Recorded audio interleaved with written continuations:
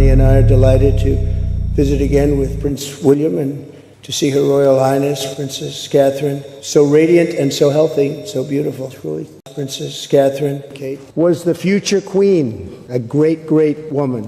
She has embodied the spirit of dignity, duty, and patriotism that beats proudly in every British heart. Hello and welcome back. Today we're diving once more into the fascinating crossroads of global politics and royal tradition, where diplomacy and ceremony often blur in the most unexpected ways. Tonight's story is one that lit up headlines, flooded social feeds, and left royal watchers dissecting every frame. Picture the grand corridors of Windsor Castle glowing under chandeliers and centuries of heritage, set for a lavish state banquet honouring President Donald Trump during his milestone second visit to Britain. Yet it wasn't the usual toasts or handshakes that captivated the world. Instead, in a gesture straight out of a fairy tale, Trump bowed deeply before Catherine, the Princess of Wales, and in front of Queen Camilla and the entire royal family, he declared her openly as the future queen. King Charles looked on with unmistakable pride as Trump showered praise on Catherine, transforming what could have been routine pageantry into a symbolic endorsement of royal continuity and US-UK unity. Before we unpack every layer of this extraordinary moment, don't forget to hit the like button if you're as fascinated by royal intrigue as we are, and subscribe for more rare insights into the monarchy's shifting role in modern history. But first, let's rewind and understand how this evening came together. This banquet had been months in preparation. Ever since Trump's emphatic return to the White House in 2024, global leaders have been recalibrating alliances in a post-pandemic world. The United Kingdom extended an official invitation, making this Trump's first full state visit since 2018. During that earlier trip, he had met Queen Elizabeth II at Windsor, leaving visibly charmed by the grandeur. Observers recall that Trump, always the showman, voiced admiration for the royals, something rooted in his Scottish-born mother Mary's lifelong devotion to the crown. Now in 2025, the stakes were even higher. King Charles III, in his third year as monarch, sought to reinforce the perpetual relationship across trade, defence and technology. Catherine, regaining strength after recent health struggles, re-emerged as the face of resilience, while William juggled family life with his growing statesman role. Insiders whispered that Trump was particularly eager to reconnect with the Waleses, whom he had often praised as the model of modern monarchy. Yet no one foresaw the bold theatrical flourish that would define the night. As Marine One touched down at Windsor on September 17th, anticipation thickened. Protesters filled London's streets, reflecting polarised feelings about Trump's return. But within Windsor's walls, attention was on symbolism and unity. Charles and Camilla received the Trumps with full military pageantry, a 21-gun salute and a patriotic flyover in red, white and blue. Melania Trump, elegant in custom couture, complemented Camilla's refined style. Yet the spotlight soon shifted to William and Catherine. The princess, luminous in a maroon Amelia Wickstead coat dress, carried herself with quiet confidence. Known for his improvisational flair, Trump greeted warmly, but it was his approach to Catherine that stunned everyone. With studied precision, he offered a bow, an extraordinary move for a sitting president, signalling deference to her as the future queen consort. This was no casual formality, it was a symbolic acknowledgement of Catherine's central role in the monarchy's future. To understand it fully, one must look back at Trump's lifelong fascination with the royals. Growing up, he often spoke of his mother's reverence for the Windsors, and by the 1980s he was referencing the family in interviews. By his presidency, admiration turned into real encounters, such as his 2018 tea with the Queen Elizabeth II, which he later described as one of his greatest honours. While Trump has long branded himself as an outsider, his respect for monarchy reflects his appreciation for permanence and spectacle. White House aides confirmed that in preparing for this visit, Trump emphasised the Wales' inclusion, seeing them as anchors of continuity. His bow to Catherine was a carefully chosen moment, equal parts instinct and strategy.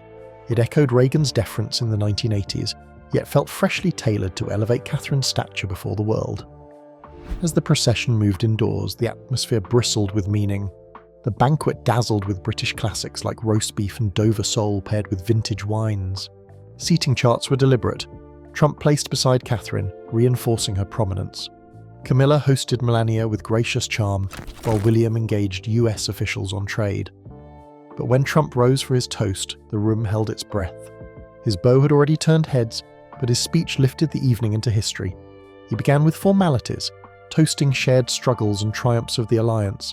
Then turning toward Catherine, he delivered words that reverberated far beyond the castle walls, praising her as radiant, strong, and, most significantly, the future Queen of Britain. Applause followed, but the stunned silence beforehand revealed the moment's weight. For Trump, it was personal reverence and political theatre. For the royals, it was international validation. Rewinding slightly, the drama was already set as the presidential motorcade entered Windsor at sunset. Charles, in full military dress, stood with the Camilla at his side. Trump, crisp in a black tie, shook hands firmly with the king. But when William and Catherine approached, his demeanour shifted, eyes brightening at the sight of the couple. Catherine's curtsy was returned with Trump's dramatic bow, drawing murmurs among diplomats and media alike.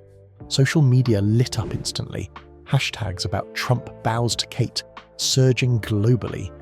Inside, beneath glittering chandeliers, Catherine stunned in a gold-embroidered Philip Lepley gown topped with Queen Mary's lover's knot tiara. Sitting beside her, Trump engaged with surprising warmth, even complimenting her gown and chatting about family life. Catherine, steady as always, reciprocated with grace. Charles, watching closely, radiated pride. Camilla and Melania shared polite conversation, but glances toward Catherine confirmed her as the evening's focal point.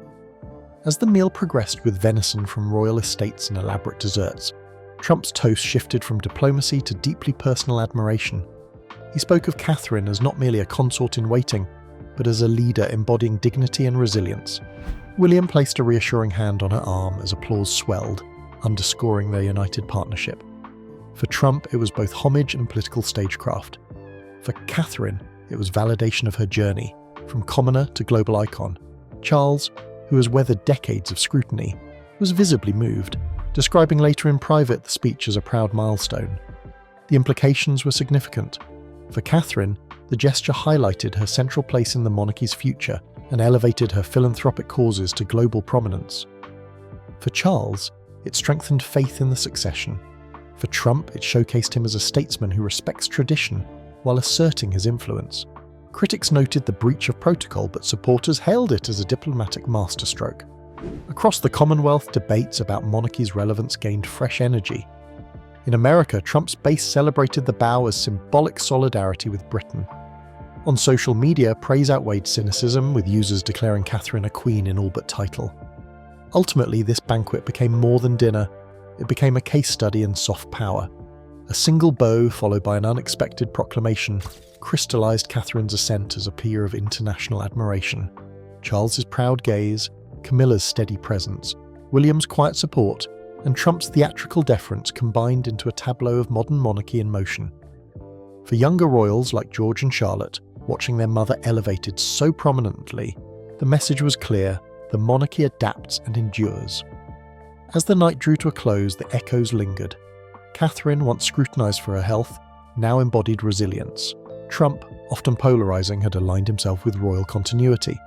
And Charles, steadying the crown for the future, saw his daughter-in-law celebrated in a way that reaffirmed faith in the dynasty.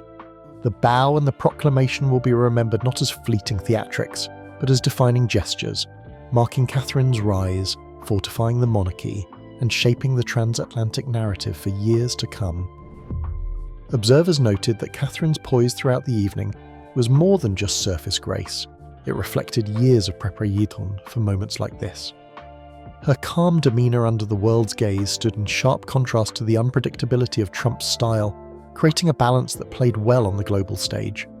Royal commentators remarked that this ability to anchor events, to steady the mood without uttering more than a few words, is precisely what makes her so significant to the monarchy's evolution. She is, as one analyst described, the quiet force that turns spectacle into substance. Diplomats in attendance later admitted that the bow and the speech subtly advanced negotiations happening behind the scenes. While most of the evening was broadcast as pomp and ceremony, the true purpose of state banquets has always been diplomacy cloaked in pageantry. Reports suggest that trade and defence discussions benefited from the atmosphere of goodwill, Trump's gestures created. By personally elevating Catherine, he set a tone of respect and warmth that spilled into talks the following day, an outcome both sides were eager to leverage. For many watching from abroad, the images of Trump bowing before Catherine instantly became a symbolic tableau of cultural exchange. In the United States, where debates about tradition and modernity often mirror those in Britain, the moment sparked reflection. Was this the mark of a leader humbling himself before an institution older than his country? Or was it a calculated show designed to secure headlines? Either way, the impact was undeniable. It underscored the monarchy's reach not merely within the Commonwealth but across oceans, reminding the world that symbols sometimes carry more weight than policies. Even within the royal household, the evening stirred deeper meaning. Those close to Catherine revealed she felt a renewed sense of responsibility after the gesture, aware that global eyes now see her not just as a supportive consort, but as a leader in her own right. William, ever cautious of media narratives, reportedly encouraged her to embrace the moment without fear, recognising that it signalled a broader shift in how the monarchy is perceived. This interplay of personal duty and public expectation is where the crown's future rests, and Catherine, strengthened by both praise and pressure, seems prepared to carry it. So what do you think? Does this cement the royals' global relevance or signal the monarchy must continue evolving to keep pace? Drop your thoughts in the comments, hit like if this analysis gripped you, and subscribe for more royal deep dives. Until next time, keep your eyes on the crown where history and tomorrow entwine in the most compelling ways.